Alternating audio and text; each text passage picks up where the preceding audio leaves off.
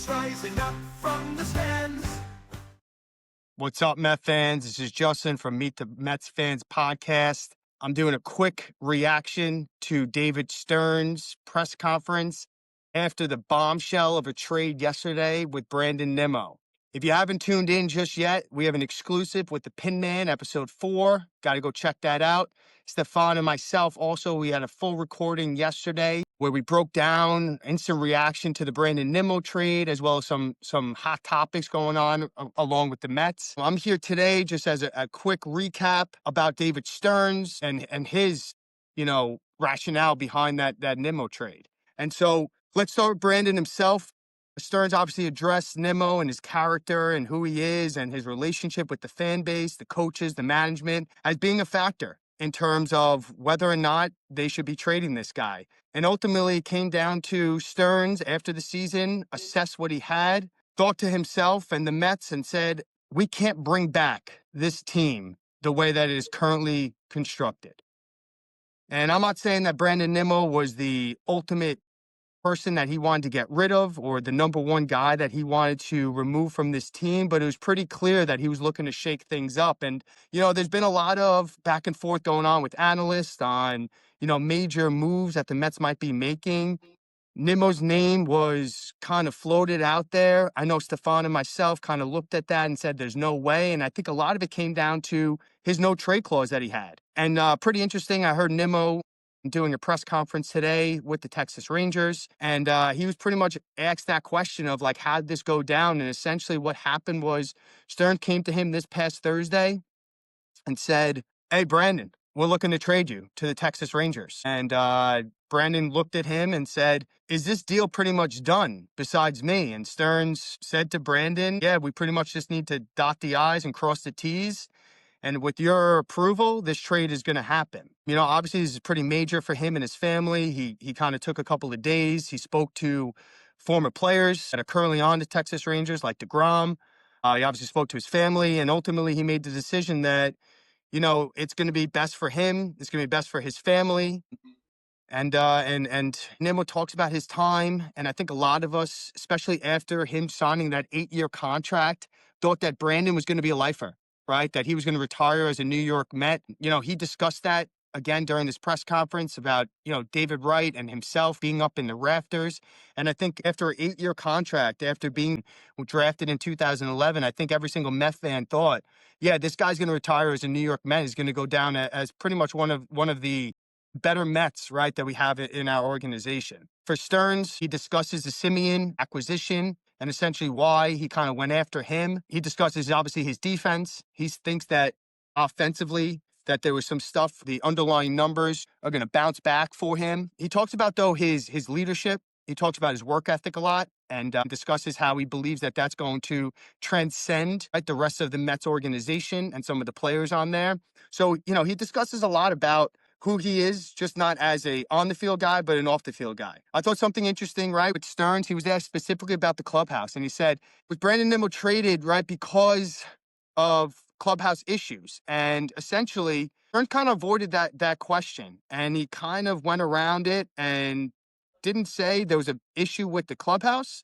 He pretty much says that, hey, I reflected on the season, I thought about it, and I basically said there's no way I can bring back this current team that we have. And so, it's interesting to take a look here at this press conference. He obviously speaks highly of Nimmo as a character guy, as someone that has always done the right thing. Stefan yesterday in our episodes talked about how, he looks at Nimmo and that's the type of ball player he wants to show his son to be. And I don't think anyone really can argue with that. And I think one of the big questions now comes about, right, is what's next, okay? He discusses McNeil's role on this team, and he talks about how he spoke to Jeff that day, which was, Sunday after the trade. And he mentions and talks about how Jeff wants to be part of this 2026 team. Stearns addresses his flexibility. Obviously, Semien now is going to take over that second base role on a majority of bases. He talks about McNeil as a corner outfield spot, how he can play there. He also says and talks about how, if they have to, maybe they'll ask McNeil to play first base, depending on what the offseason kind of looks like. I would be stunned if McNeil was on this team in 2026. I know that Stearns, I think, is just kind of saying all the right things right now. Clearly, you can't just tell the entire media, entire world that McNeil is going to get traded before he's actually traded. We'll see what really happens with McNeil. He talked about, right, his next moves and what this means. His focus is still on Diaz. His focus is still on Alonso. They're definitely 1 and 1A. Someone asks, like, hey, how can you now fill out the rest of your outfield with bringing back Diaz, Alonso, and starting pitching? And Stearns pretty much said, Steve Cohen, right? Steve Cohen will do whatever it is that needs to get done in order to make this team a winning team. And I think for every Met fan, we love to hear those types of things. David Stearns is a pretty honest guy. He's not someone that just says things to say things. He talked about the flexibility financially that Cohen has. I mean, I think that is going to be obviously a major sticking point for New York Met fans this offseason, especially after this trade, right? Nimmo was a beloved Met, and, you know, there needs to be some reckoning happening, right? Stearns better take this and do something that is going to really improve this roster, whether that is signing a big-time free agent. We talked about it again. If you're going to listen to episode 5 from yesterday, we talked about some of the moves that the Mets might be able to make in that regards. There's a bunch of free agents that are available, specifically left-handed hitters, and we'll see if this now is going to open up some opportunities for the Mets to explore that. Last thing that he talked about, that was big takeaways for me, he discussed some internal options. Someone asked, like, you have a bunch of infielders. Does this now take away from that opportunity? Stearns, throughout this offseason, has discussed how he doesn't want to, eliminate the minor leaguers potentially being brought up. And between the Acuna, Mauricio, Jet Williams, obviously Carson Bench, he talks about again.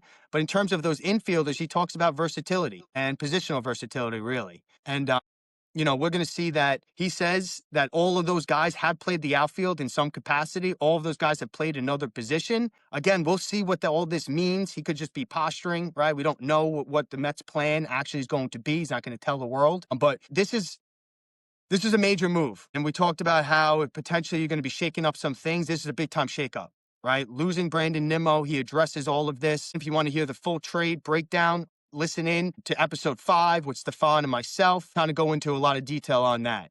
Met fans, looking forward to speaking with you guys throughout this offseason. This is the first major move. I have a feeling this is not going.